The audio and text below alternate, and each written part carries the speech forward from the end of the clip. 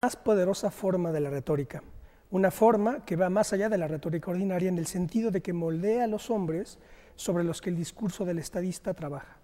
El filósofo no puede mover naciones, habla solo algunos pocos. El poeta, en cambio, puede tomar el entendimiento del filósofo y traducirlo en imágenes que pueden tocar las pasiones más profundas y hacer que los hombres sepan sin saber que saben. La poesía cobra todo su significado, tanto en el sentido de su contenido como en el de su uso, de la nobleza política del poeta. Esto que acabo de leerles está expuesto en el espléndido libro Shakespeare's Politics, la política de Shakespeare, de Alan Bloom, que fue el gran discípulo de Leo Strauss, y lo traigo aquí por el invitado que nos acompaña el día de hoy.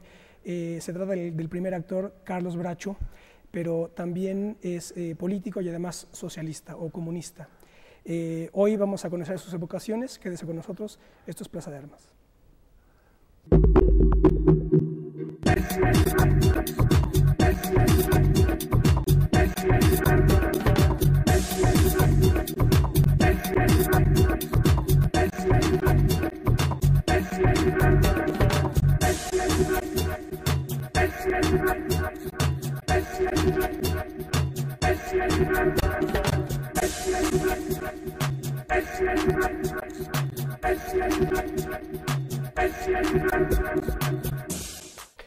Hola, ¿qué tal? Qué bueno que están en otro programa de Plaza de Armas, aquí por Capital 21. Les recuerdo nuestro correo electrónico plazadearmasc21@gmail.com y nuestra página propia www.plazadearmas.tv. Bueno, tengo el placer de conocer, hoy lo acabo de conocer personalmente, y de saludarlo en nuestro programa a don Carlos Bracho. Hola, Carlos. Hombre, mucho gusto, muchas gracias.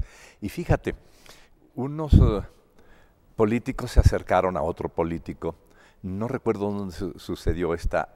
Hoy sería una anécdota, creo que en Londres. Fueron varios políticos jóvenes y a un tipo como Winston Churchill le preguntan sobre el asunto de la política y Churchill los detiene y les dice a los políticos jóvenes, miren, si quieren conocer y adentrarse en la política, lean a Shakespeare. Pues esa es la cuestión. Fíjate nomás, cosa que les diríamos a los políticos mexicanos. Saben quién es Shakespeare porque han visto alguna película, pero no lo conocen a fondo. No conocen Ricardo III, la ambición por el poder. Y para llegar al poder hay que asesinar, hay que vivir la cultura del fraude. Y eso es una lección política. Y no te digo Macbeth también, que para llegar al poder hay que eliminar a quien haya que eliminar, asesinándola, matándola. Entonces, todo Shakespeare, pues, es una enseñanza política. Y toda poesía es una enseñanza política. Los políticos de mi país conocen a los poetas porque los tienen que conocer. Las generalidades luego son difíciles o duras. Evidentemente habrá 2 o 3 de algún partido que sí lean política, pero poesía. No son poesía, perdón, o política. La política, claro. La política es una ciencia y es un arte maravilloso, es jugar ajedrez. Dime qué político juega ajedrez mental, qué político hace metáforas, qué político busca el bien de un país, el crear las condiciones para tener un campo productivo. ¿Qué político busca que las universidades públicas tengan el dinero suficiente para que los jóvenes salgan preparados y sean hombres y mujeres de bien? Y ¿sabes qué es lo que yo detecto también? Que me parece una pauperización miserable de la política en boca y en manos de muchos políticos de hoy. Cuando los candidatos van, y lo acaba de hacer el candidato, lo hacen todos, pero me parece que ayer en el debate del Estado de México, el del PRI, Erubiel, dice que firma las propuestas. Eso significa romper precisamente el componente retórico y dialéctico de la política. Correcto. Porque lo que está diciendo es, si no te cumplo, me demandas, es judicializar la política, sí. Cuando el papel del político es precisamente convencer por su retórica, y no en un sentido peyorativo, sino en el sentido que dice Bloom, ¿no? Como la forma, la retórica como una manifestación de la poesía y de la dialéctica política, ¿no? Pero no manejan todas estas cuestiones. no han abrevado en un filósofo que resume las filosofías del mundo, que es Marx. No lo han leído, o si lo leyeron porque tenían que leerlo en la escuela, pero no han profundizado. ¿Qué analiza el marxismo? Que se llama así marxismo porque fue el gran hombre que logró compendiar toda la filosofía conocida hasta ese momento, desde antes de los presocráticos, Sócrates y Aristóteles, hasta la fecha de Marx. Logró captar, con la ayuda de Engels, etcétera, de todos los que estuvieron con él, y por eso se le llama marxismo, a fin de cuentas. Pero bueno, ¿qué estudia? ¿Qué nos da a entender el marxismo? Pues nos hace entender a través de las contradicciones que existen en el individuo y en las sociedades, a estudiar esas contradicciones, por qué se dan, por qué vienen y por qué explotan. Entonces, el marxismo es el que te ayuda, no es que seas marxista o no, hay que estudiarlo simplemente a fondo para, como político, resolver desde tu curul, desde tu oficina, las contradicciones de la sociedad. Y México vive en contradicción permanente desde que tiene historia, desde el virreinato hasta la fecha, vive en la contradicción, vive en la cultura del fraude y de la inmoralidad. Yo me acuerdo que Revueltas en una entrevista, creo que es una entrevista, le dice, me tienen por un marxista heterodoxo, pero no entienden lo que soy, un fruto de México, país monstruoso que tiene forma de serpiente y de águila. Todo es entre nosotros contradicción. Sí. Decía Revueltas. Bueno, sí, en su agonía permanente, ¿no? Sí, maravilloso viejo, ¿cómo no? Y esto... Bueno, déjeme, perdón que te interrumpa, es que no, Carlos Bracho es un actor fundamental de la historia del teatro mexicano, pero es muchísimas cosas más. Ya ven que entramos de lleno a hablar de política y además de marxismo. Él es fundador del Partido Mexicano de los Trabajadores, fundador del Partido Mexicano Socialista, fundador y miembro actual del Partido de la Revolución Democrática, y me acaba de dar el dato que yo no sabía. Ya hicimos un programa dedicado a Alberto Castillo. Alberto Castillo fue candidato a la presidencia por el PMT hasta que declina por Cuauhtémoc Cárdenas en el 88. Pero lo que yo no sabía es que en la votación interna del PMT le ganó por 2 votos a Carlos Bracho, o sea que pudo haber sido Bracho. Sí, se enojó, entre comillas, éramos hermanos todos los pemetos. Y le ganó en el ferrocarrilero, fue la asamblea electoral, no recuerdo el año con precisión, tantas cosas. Yo soy niño, para mí es el mañana, el pasado es el pasado, lo estamos rememorando ahorita, pero bueno. Y viene entonces, sí, por 2 votos, y entonces una regañada, entre comillas, que le puso a todos los delegados, que cómo era posible que él triunfaba por 2 votos. Y bueno, sí, a lo largo de mi actividad política he visto que todos los dirigentes llegan sin tener un conocimiento profundo de la historia de este país. Y decir historia, pues es todos los renglones, todos los rubros, bueno, rubros, me tocó estar en la Unión Soviética, y yo soy un regañón. Y me acuerdo en el Partido Comunista, en Moscú, la regañada que les puse, que estaban ellos, los rusos, traicionando todos los principios leninistas, y los habían traicionado, tan así que cayó luego, por el exceso. Le digo, yo venía aquí al Congreso, venía caminando, y me detienen unos policías en un cruce, y pasaron ustedes, y señalo a los dirigentes, Pashkov, tú venías como Pasha en coches últimos modelos, y a nosotros, al pueblo, nos hicieron los policías con lujo de violencia a un lado y nos detuvieron. Eso nada más se da en México, le digo, donde los policías y los soldados nos hacen a un lado para que pase el presidente en turno, que es un mandatario. Un mandatario es que es el que recibe las órdenes o los mandatos de un pueblo. Claro. Digo, y lo regañé, ahí está en la historia. ¿Este viaje a la Unión Soviética cuándo fue? Fue en 75, 70, y a los pocos tiempos, pues, pocos años, cae evidentemente. ¿Por qué? Pues por los excesos. ¿Cómo es posible que esos directivos pasaban en coches con guaruras, como hoy pasan, te digo, los presidentes, los mismos senadores andan guaruras, van a hoteles 5 estrellas, pero hacen sus acciones políticas en beneficio del pueblo. Perdón, soy pueblo y no recibo ningún beneficio. Recibo de este país burocracia, recibo retenes donde los soldados te detienen como si fueras un narco, peor que un narco. Llego en donde nadie quiere a este país, veo las calles grafiteadas, llenas de basura. Honorable pueblo, no lo veo la honorabilidad del pueblo regresando también a estos asuntos, porque para mí en la crítica política, en mis editoriales digo, ¿cómo es posible? O más bien, sería para mí muy fácil decir que el culpable total es el gobierno que tenemos.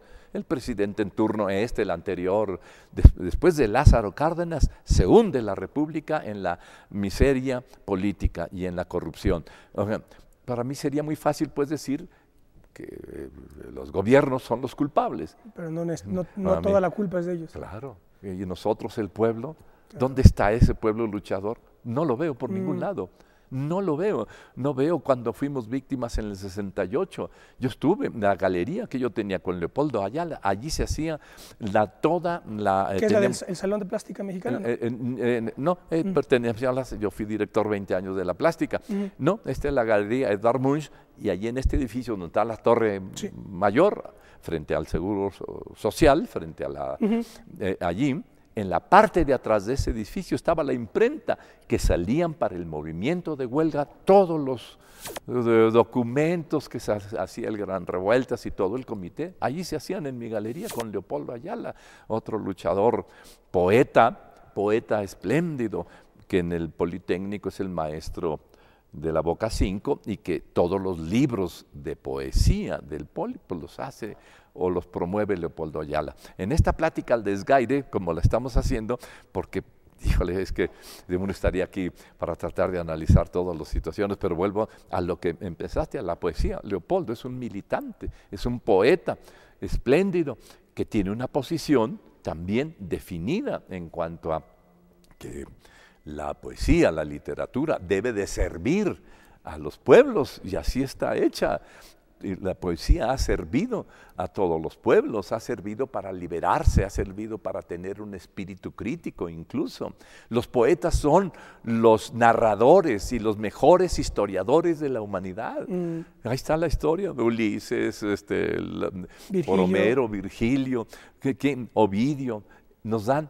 Uno recurre a ellos para entender la historia, a la poesía, porque son los hombres y las mujeres honestos, no son políticos. Y cuando un político ha estado en la poesía, pues a lo mejor lo corren del partido por hacer del poeta, porque claro, le dicen que es PUTO, ese es otro de los... calificar a alguien que tiene una tendencia hacia la cultura, hacia la música, la danza, el ballet, los mexicanos, a destruir a ese o a esa mujer o individuo. En fin, es muy difícil la situación en nuestro país. Hoy estamos viviendo peor que hace 100 años, peor, porque vengo de una gira, desde diciembre hasta la fecha, he estado una y otra vez en El Paso, Texas, Juárez, Chihuahua, Camargo, Delicias, Hidalgo del Parral, Monterrey. Y vuelvo, y dentro de un mes vuelvo otra vez. ¿Qué ¿Fuiste encuentro? en el contexto presentando el Quijote y Neruda, Neruda, que son dos personajes que lucharon toda su vida para tener justicia, un mundo mejor, para darles de coscorrones y espadazos a los rateros y a los políticos y a los que se venden por 3 centavos. Y repito, pues ahí está la historia de ellos, la fui a presentar y claro, íbamos en la camioneta y ¿qué nos detenían? Los retenes de judiciales y de soldados. Y estábamos peor pues que hace 100 años, peor. Hoy eres víctima, además los soldados llegan y te detienen a la hora que quieren en el norte de la República y en todas estas zonas que acabo de nombrar. Te detienen a la hora que quieren, circulan en sentido contrario, llegan a tu casa, la abren a culatazos, te roban. ¿A quién denuncias? A ese ejército que te va a asesinar. Si lo haces, Entonces tengo muchas historias vividas, además, de toda mi vida, con Adolfo Mesías, el gran grabador, que es el autor en el 68 de esa cara con unas cadenas en la boca, Sí. que es el icono, pues, de Mesías, un gran hace caricatura, un gran grabador, un gran pintor. Él tiene grabados justamente de los asesinatos de los Jaramillo, de todas las etnias del sureste. ¿De quién? Del ejército. Hablo español. Entonces, imagínate, o como decía Marcos, hay dos ejércitos, y sí es cierto, uno que ayuda en los siniestros que hay en el país y el otro que asesina por otro lado. Entonces, pero esto se da en este país, que vivimos hoy, repito, las peores condiciones. No, sal a la carretera, te van a asaltar, te van a matar, o los judiciales, o los soldados, o los criminales. O los criminales. Ojo, no los narcos, que quede claro, ellos no matan ni asesinan. Que quede claro, y no los defiendo, hablo... Solo es entre ellos el problema. Claro, claro. Entonces, ¿quién te asesina? Pues ya dije, ¿quién? Entonces, lo acaba de decir el obispo Vera en Radio Universidad, lo acabo de oír. Dices, ¿cómo después lo van a matar? Porque es que los soldados están asesinando a ciudadanos mexicanos. Oiga, ¿qué narcos? ¿Dónde está el juez que dijo que eran narcos? ¿Dónde está el proceso judicial? Y ya con eso está dicho todo. Lo dijo el obispo Vera, yo lo repito. Imagínate nomás. Entonces, ¿por qué degradar a un ejército que viene del pueblo? ¿Por qué hacerlo a un lado de la honorabilidad que debería tener ese ejército?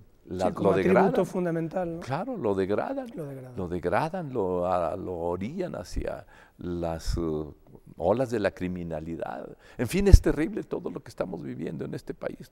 Y bueno, pues hay que tener espíritu, y por eso también el Quijote se reía, y por eso también Neruda, desde cuando en veces tenía un chascarrillo, o Shakespeare, ¿no? También, claro que sí. El Hamlet, que es víctima también de la maldad humana, y que tienes que dar tu vida para poder lograr la justicia. Pues aquí no se logra la justicia, claro. No se logra nada. Tenemos la Suprema Corte, que están aplicando las leyes que durante 50 años han modificado para justamente proteger a la clase en el poder. Entonces, los delitos son del cartero, del campesino, de los del SME. A eso sí, hay que matarlos y a la cárcel. Pero los briviescas y los rateros del país, eso no pasa nada con ellos. No pasa nada, nada. O como a los Han, que lo acaban de apresar y todo, pero a toro pasado, para quedar bien con algo. Entonces, es una justicia rara, además, que no cumplió con las leyes. Digo, no defiendo, no, un momento, debía haber una especial materia judicial al respecto para poder aterrizar. Sí, un expediente, un proceso judicial, claro, ¿no? ¿Dónde está?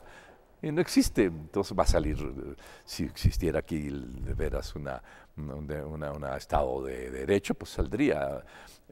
En fin, eso es difícil. Y mira, Vaya manera tempestuosa de iniciar la charla, porque metí a Shakespeare entre medio. Pero yo recuerdo mi querido amigo Fernando Muñoz, un filósofo español, escribiendo sobre Gustavo Bueno, otro filósofo, decía: al margen de la estructura política que la contiene, toda pasión es solo nerviosismo. O sea, que no se entiende más que políticamente en su sentido, en su más alto grado de significación, como es el que dice Shakespeare, ¿no? Lo que me produce gran fascinación es que alguien como tú, que viene de la poesía, el drama y la tragedia, y como gran actor, hace política, y entonces ahí tienes la posibilidad de un gran entendimiento poético y además teórico, filosófico, para entender la mecánica interna de las grandes pasiones políticas. Claro. No, bueno, pues te cuento rápido de mi familia que vivía en Guanajuato a principios de siglo, claro, eran comunistas, y un honorable cura con un Cristo aquí, encabezó a toda la plebe disque católica para matar a mi familia, a mi madre, que era una pequeñita, la hermana de mi madre. Y ahí es histórico, además. Ahí te va rápido. Y entonces ahí va con viva Dios y viva Cristo y aventando piedras y teas encendidas para asesinar en nombre de Dios, claro. ¿Esto en qué año fue? En los 20s. ¿En el contexto de la cristiada? ¿O no necesariamente? No necesario, no es necesario, pero el cura ve, esos ateos mueran, porque Dios, y ahí va con la cruz, y este es histórico. Entonces, ¿qué sucede? Que Mr. Kellogg, el de los cornflakes, era un humanista, se entera de que los honorables católicos, encabezados por el cura y por un Dios aquí, iban a asesinar a mi familia. Tenían 3 días sitiada la casa donde vivían. 3 días, mi querido amigo. Mr. Kellogg envía a mueve sus influencias y de la embajada norteamericana rescatan a mi familia y las llevan a Battle Creek, Michigan, que es la sede de Mr. Kellogg. Y ahí se crían, y ahí están la otra generación. Y mi madre comete el error de venirse a Honorable México, en donde es víctima de todo lo que estamos viviendo, de allanamientos, de la corrupción, de la cultura del fraude y de la irresponsabilidad que es de mi país. Carlos, vamos a dejarlo aquí, vamos a hacer un corte y volvemos con esta parte de la historia. Vamos a hacer un corte, estamos en la introducción de las evocaciones de Carlos.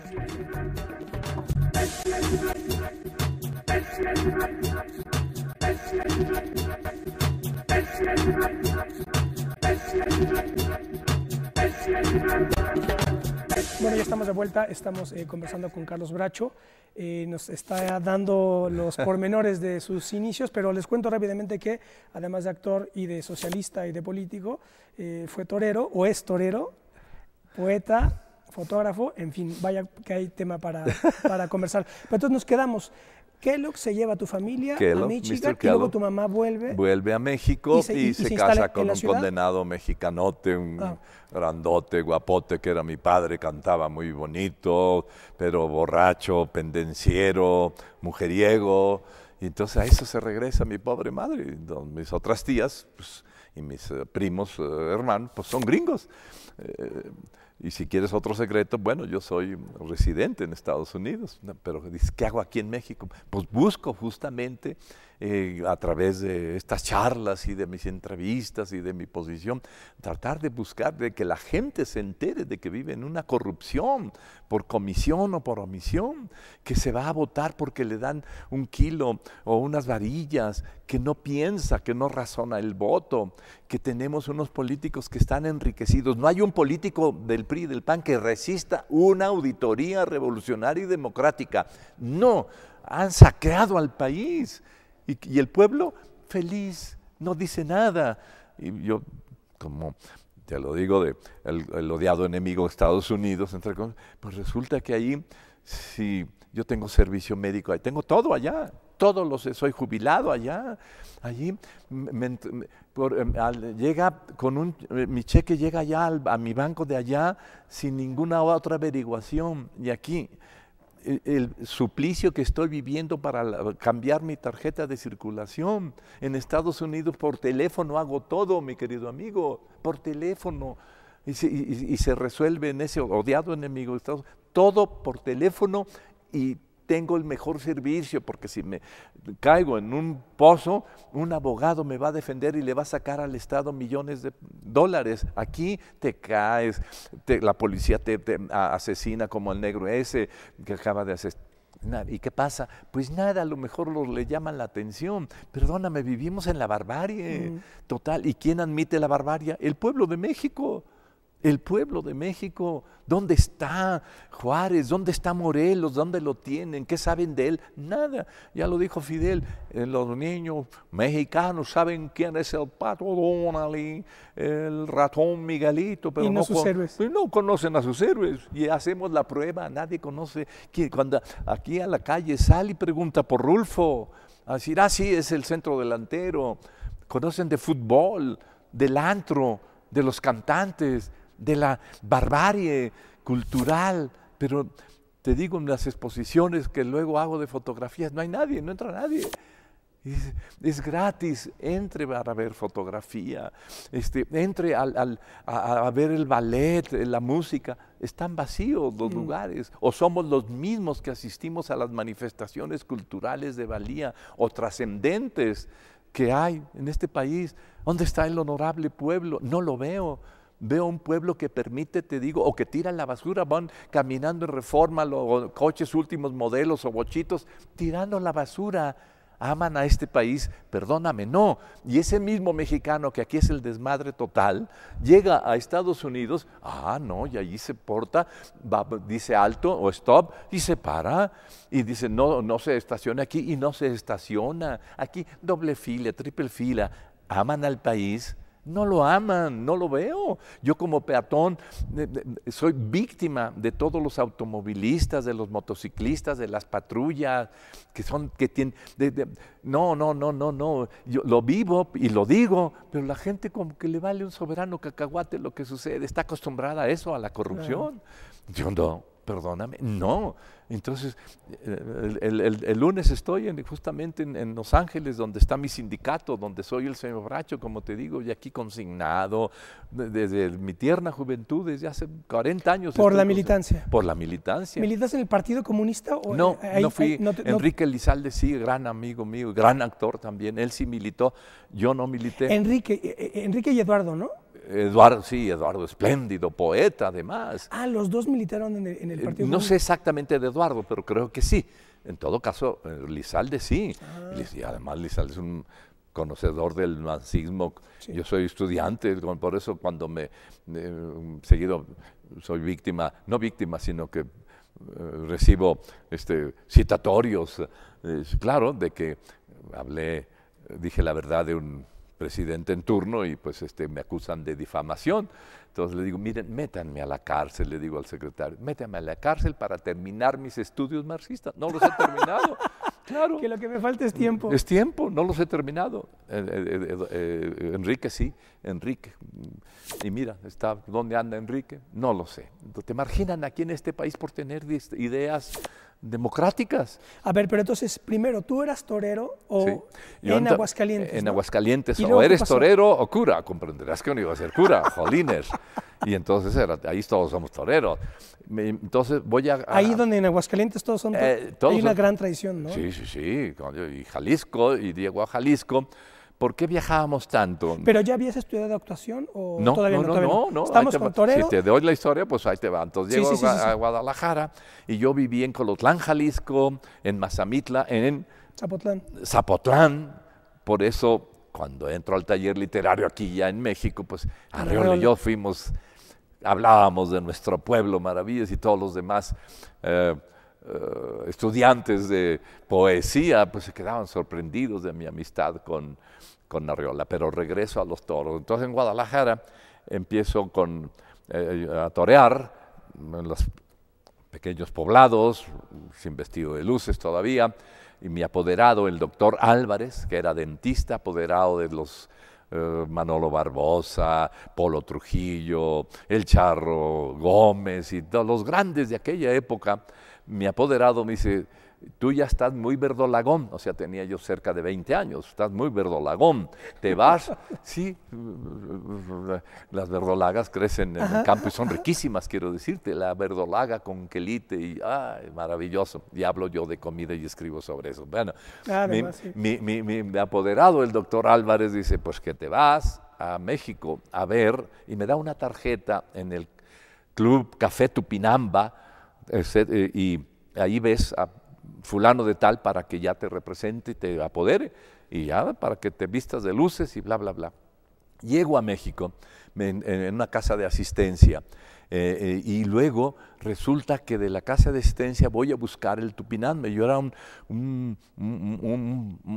paleto es burdo, campesino, pues, o sea, si bien todas las noches desde niño escribía. Yo siempre, ok. Entonces, la poesía por un lado y por acá el palurdo. Llego, abro la puerta del Café Tupinamba. ¿Dónde estaba ese café? Pues en el centro, no me preguntes, en el centro abrí y me quedé impactado. Este campesino se quedó del ruido que hacían todos los comensales, bla, bla, bla, bla. me espanté, cerré y dije, no puedes. Y dijo, ¿qué hago? ¿Qué hago? Me regreso a mi casa de asistencia y entonces dije, mañana o pasado me daré valor para entrar y ver al de la tarjeta. Oye, enfrentabas toros y te espantó, y el cabello... Pues sí, pues soy ranchero todavía. Todavía se me sale lo ranchero, qué barbaridad, qué bueno, ¿no? Entonces, espérate, ahí te va la historia rápida. Allí en la casa de asistencia yo entrenaba en el patio trasero, aquí en Alzate, cerca de la estación Buenavista. Sí. Allí en una casa antigua, yo era de estudiantes, el patio delantero, del primer patio, ahí los estudiantes del poli, pues ahí había muchos estudiantes, pero yo, para que no se burlaran de mí, me fui al casi corral, o sea, el último patio, ahí solito. Y no sé si has visto entrenar a los toreros, uno era muy españolizado, uno además, qué bonito además, porque... Con la gallardía siempre. Y bueno, haces toda la faramalla, tú cuando estás entrenando tienes que brindárselo a la gachí, hombre, que va por usted, va. Y empiezas a hacer todos tus pases como si estuviera el toro, y haces todo el ruido, y haces todo esto. Yo por eso me fui al patio, pues se iban a burlar de mí. Y aquí que cuando terminaba mi faena, estaba yo aquí descansando y me volteaba al otro patio. ¿Y dónde voy descubriendo a un grupo de jóvenes que digo, están locos, esos ches locos? Porque gritaban, te amo, te odio. Y dije, ¿qué es esto? Pero ellos volteaban luego cuando yo estaba en plena faena, imagínate, y decían lo mismo, mira ese loco.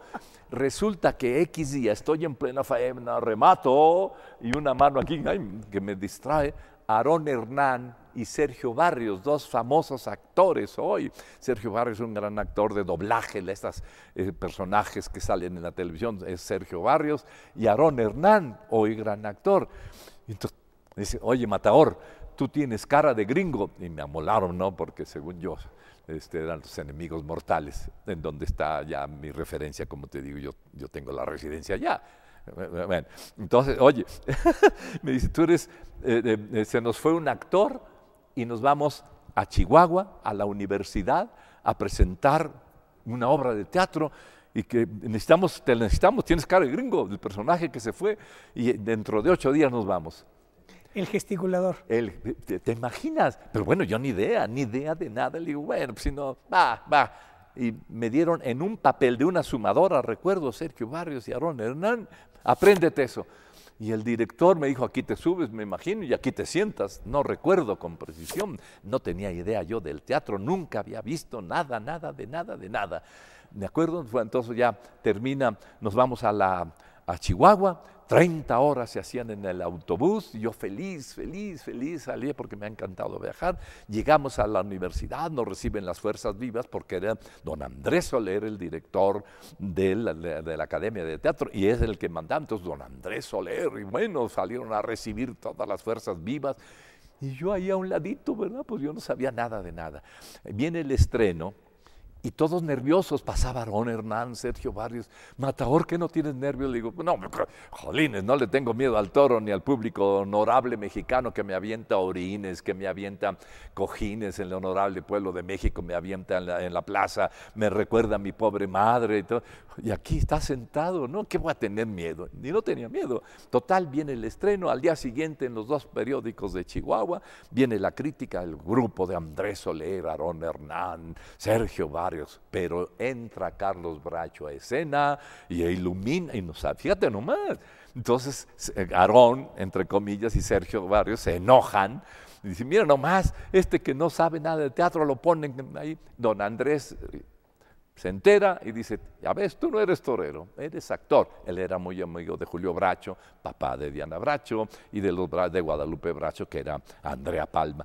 Me beca don Andrés Soler. Y te estoy hablando de hace 40,000 años, jolines, ¿en qué?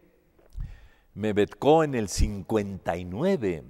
Claro, yo era un niñito con paleta mimí, ¿no? Pero bueno, en el 59. ¿Y el café ya no volviste al café aquel? No. ¿Se acabó los toros? Pues claro, no, me quedé con el teatro y don Andrés me becaba.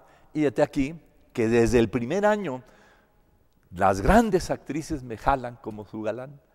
te hablo Dolores del Río, María Félix, Amparo Ribelles, María Douglas, que fue una maravillosa actriz de teatro y de cine y todo, pero una de las grandes, fui galán de todas, y de las jóvenes, de Jacqueline Andere, de Angélica María, pues ahí está la historia, jolín, en Europa hice cine, en Estados Unidos, en Europa pues está la película que hice donde unos besotorrotones que me daba la condenada Isabel Adjani, haciendo yo el papel de Vasconcelos. La Antonieta Rivas Mercado era Isabel Adjani, dirigida por Saura. En fin, ¿te imaginas? Entonces, los toros, pues que los dejé, hijo, los dejé, como decía Spota, más cornadas del hambre, y me fue muy bien. Entonces, pues yo dije, prefiero besar a las mujeres que ser arrastrado por un toro. Y esa es la historia del toro. Dejé el café, no entré jamás. Y si me crees, la última corrida de toros, siento de todos modos el toro, me hierve la sangre, pero la última corrida a la que yo asistí, 1962, se despedía una de tantas veces Lorenzo Garza, el ave de las tempestades, jolines, torero inmenso, que fue amigo mío, y Luis Castro, el soldado. No, qué Verónicas, jolines. El espada joven era Alfredo Leal, justamente, que era el príncipe del toreo, que fue actor después, un magnífico amigo y un gran torero. Última corrida de toros a la que yo asisto, fíjate nomás, y voy a España cada rato, hijo, y no pero voy, no voy, simplemente te digo hablar de toros. Ay, tengo poesía relativa al toro, y vivo el toro, me fluye la sangre, porque es una pasión el toro, ¿no?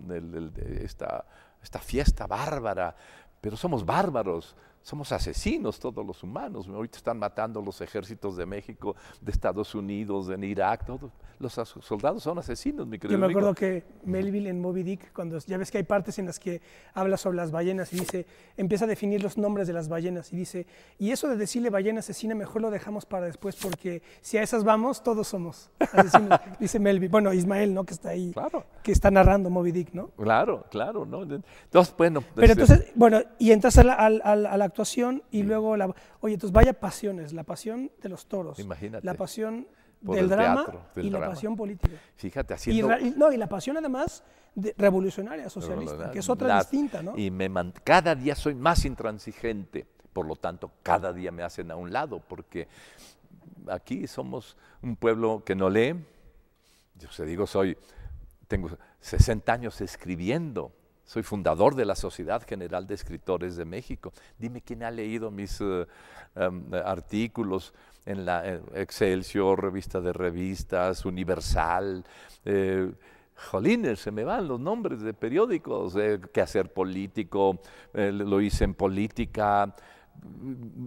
Sí, pues, y Diario de México, hasta que me corrieron, te digo, el año pasado, porque el señor Calderón está detrás, exacto, sí, quitándonos a todos, que me quiten, y como no hay quien me defienda, porque todos, al contrario, aquí se han asesinado más periodistas que en ningún lado del mundo. Entonces, bueno, pues sigo pues más intransigente que nunca, por lo tanto, el ser juarista, el decir que el respeto al derecho ajeno es la paz, no funciona en los políticos ni en los ciudadanos. No respetan la paz. Ve tú como ciudadano, el vecino de al lado va a tener un perro que va a estar ladrando y no hay Dios que lo haga parar a ese perro, y el vecino le vale un soberano cacahuate, lo saca para que haga sus cosas ahí en la calle y luego lo mete. Y pregúntame si el policía le va a decir algo. Tengo un familiar que aguantó un año en Berlín, y el otro que sigue, otro primo que ahí sigue, porque es muy teutón él es muy yo en ese sentido de la disciplina y el cumplimiento con la ley. El otro primo aguantó menos de un año porque llevaban un perro, llega la policía, el permiso del perro, pues no, y el certificado de que está educado el perro para vivir en un departamento, pues no, pues tiene que contratar a un entrenador de perros, y tiene que no puede ladrar de tal a tal decibeles y todo esto, o sea, por eso tiene que tener, no tenía nada de eso, y además no puede hacer ruido. Y aquí te ponen la Sonora Matancera, el vecino, todo lo que da en la noche, y tú leyendo a Marx, jolines, ganas de sacar la pistola y darle de balazos. Pero claro, bueno, acabo de estar en Guanajuato.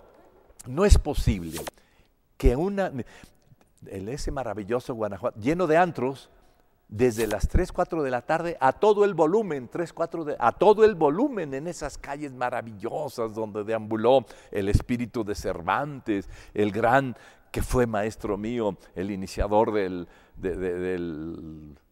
Festival Cervantino, el maestro Ruelas. Era una maravilla caminar. Uy, y ahora el ruido total, pero todo el volumen fuera música, fuera Mozart. Claro. No, ni fuera Chente Fernández, no, o Juanga, no, sonidos estratosféricos, pero toda la zona. Teníamos, por ejemplo, que... Carlos, ¿vamos a hacer otro corte? Nos quedamos con esto. Yes. No se vayan, estamos conversando con Carlos.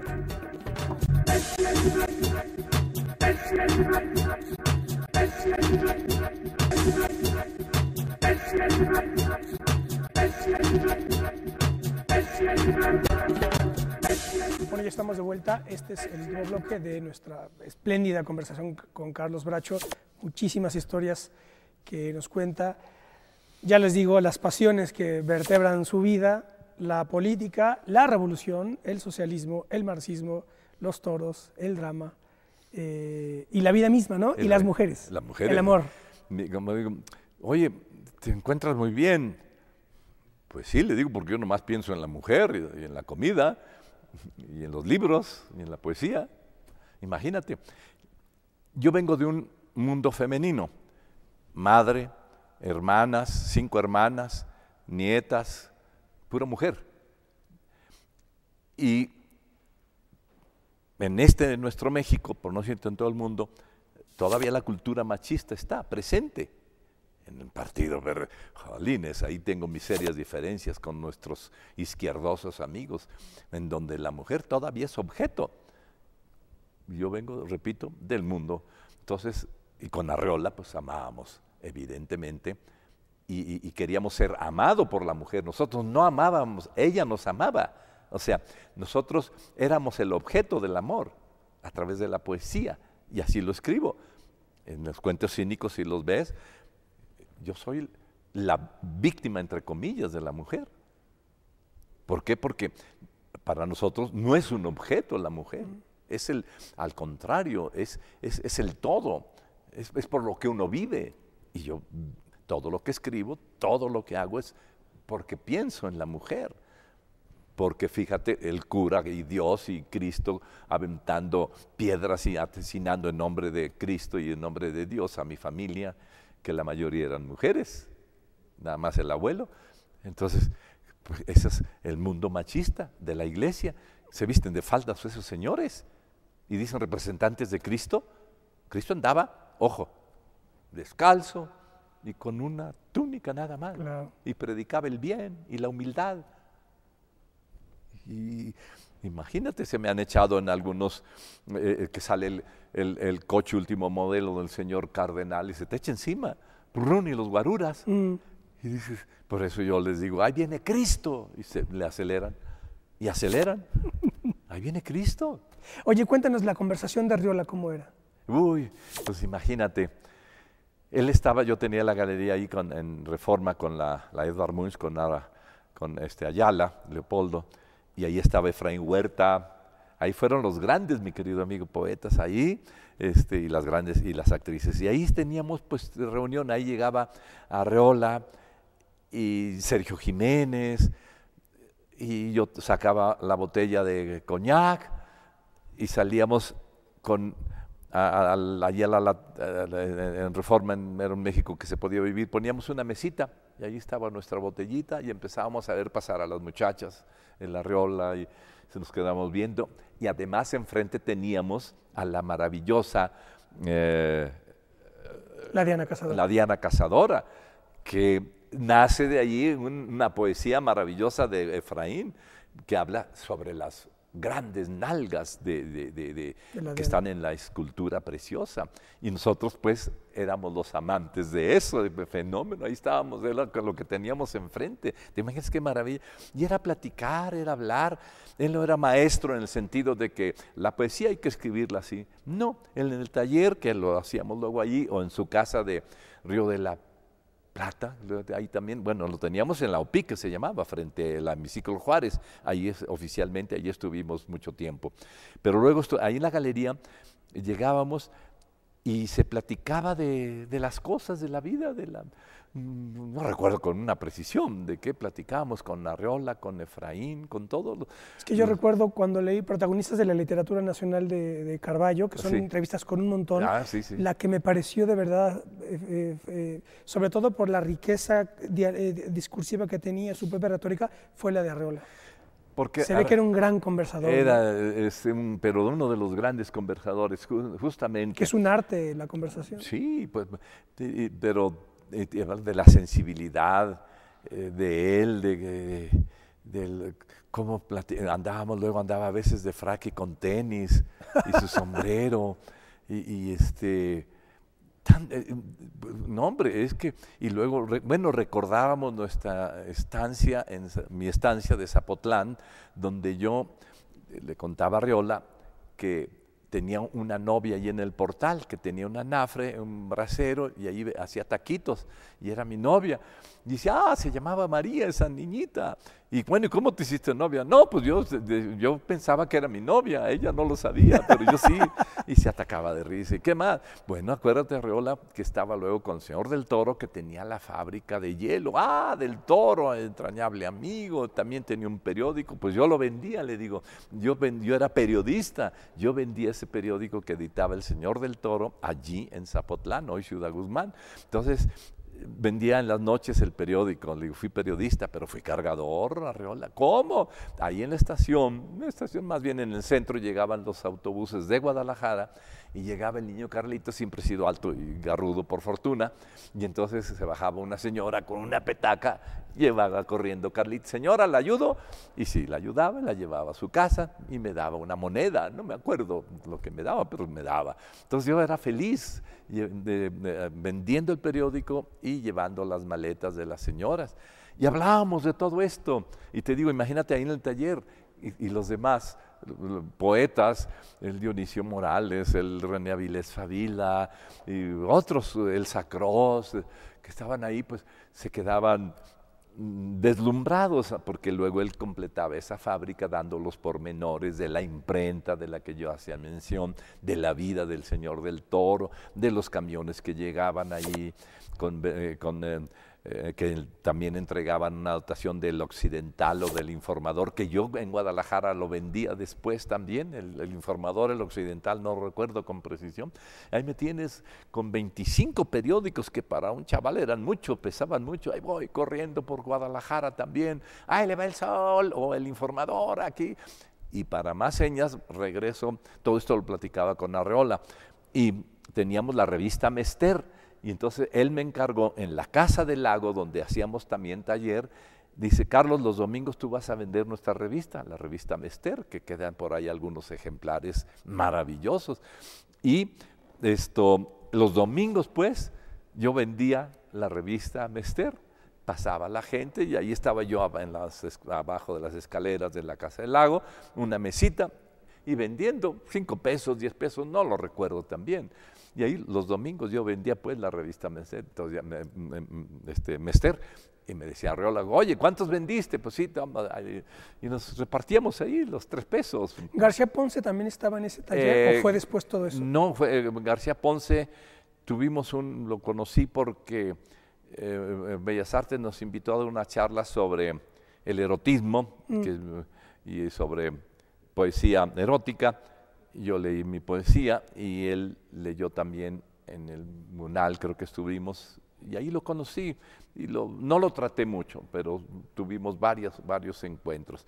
No, él no estuvo exactamente en el taller. Te digo, yo tenía otro taller con Leñero. Allí nos leyó Leñero por primera vez las primeras páginas de Los Albañiles, que al año siguiente le dio Seix Barral el premio en España.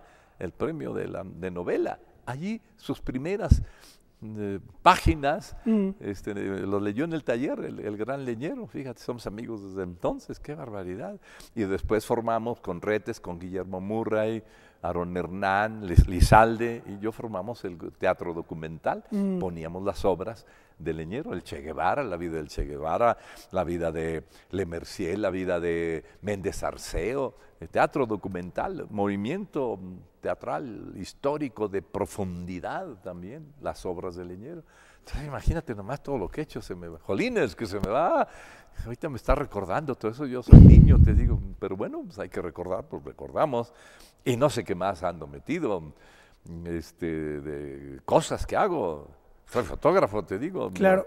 Carlos, nos quedan más o menos 2 minutos, no quiero perder la oportunidad para preguntarte esto. Sí. Antes de entrar a grabar, hablabas con un colega aquí del canal y hablaban de la muerte. Decías, ya muchos colegas se están yendo. Sí. Yo estoy en la fila. Ahí estoy en la fila, feliz. Estoy en la fila, sí. feliz. ¿Cómo la encaras? ¿Como el político, como el hombre trágico, como el revolucionario, con las botas puestas? Es como nacer, joder, no sabes ni cuándo naces ni cuándo mueres. Te digo, yo tengo una colección que me piden luego de los museos de calaveras. Me encanta la muerte y estoy lleno, en mi escritorio está lleno de calaveras. Pues claro, es la maravilla ya, irse a descansar de este condenado mundo lleno de calderones y de ejércitos asesinos en Irak y aquí, donde quiera. Ya, descansar. Y además el torero está permanentemente en contacto con la muerte. Imagínate. Por eso nunca le teme, como los estoicos, claro. ¿no? Sí, yo feliz, ahí está, estoy lleno de calaveras. Tengo un amigo del Partido Comunista de Francia que viene y cuando, aquí está, va a estar aquí y toda mi casa está llena de muertes, pues. El primer día que llegó en la noche, me acuerdo, al día siguiente, dice, yo soy de Marsella, allí aguantamos la muerte, pero si viene un francés del centro y norte, no entra, no vive aquí, pero en la noche cuando prendo la luz, calaveras por todos lados y muertes, maravillas tengo una colección pequeña, pero colección de calaveras, de estatuas, de artesanía mexicana, que tengo también una colección de juguete mexicano. Juguete mexicano, sí. Sí, que me lo piden de los museos. Imagínate. ¿Qué consejo le das a tus nietos? ¿Qué consejo les dejas a tus nietos? ¿O a tus hijos? Ellos ya son grandes, nada, lo que han visto es, imagínate, ahí en la casa estuvieron pues todos los personajes ya citados, Novo, Pellicer, todo. ¿Qué escucharon? Pues que la vida hay que vivirla con dignidad, que hay que trabajar y creer en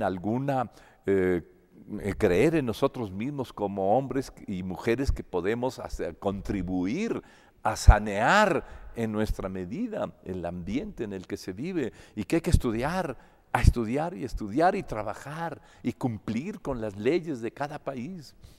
O sea, nunca he hablado, pero es lo que han escuchado, cumplir con las leyes, ser marxista en el sentido de analizar profundamente todos los fenómenos que suceden en la sociedad, analizarlos para poder resolverlos.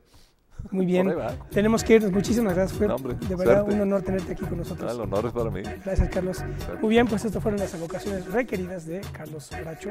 Nosotros nos vemos la próxima, hasta pronto.